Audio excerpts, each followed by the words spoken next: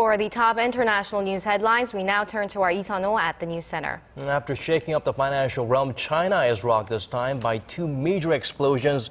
3 cases are dropped against Julian Assange, and Jimmy Carter's shocking confession is one of our stories. Well, Sunho, let's start off in China. How extensive is the damage there?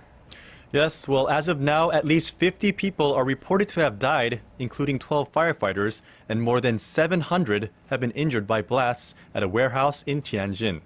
Hospitals are already overwhelmed with people seeking treatment after being wounded by the explosions. Chinese President Xi Jinping has announced a thorough and transparent investigation into what happened. For the details, we turn to Kim Ji-yeon. Videos show fireballs shooting into the sky from the 2 blasts in Tianjin late Wednesday. The explosions were so large they could be seen from the city of 15 million by satellites in space. Authorities have yet to identify the cause of the blast. Many believe the first explosion was at a warehouse of the company, Tianjin Dongyangport Ruhai International Logistics.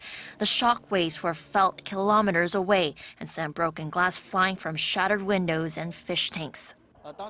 We were sleeping at that moment when we suddenly heard a massive explosion. After the second blast, we were called to go outside and run. Then we rushed out together and found out everything had already been torn down by shock waves from the blasts. China Earthquake Network Center says the magnitude of the shock waves measured between 2 and 3 points the force of small earthquakes. Smoke still billowed Thursday. Many are concerned about exposure to toxic smoke, not knowing exactly what was stored in the warehouses. The second explosion had already killed several firefighters first called to the scene.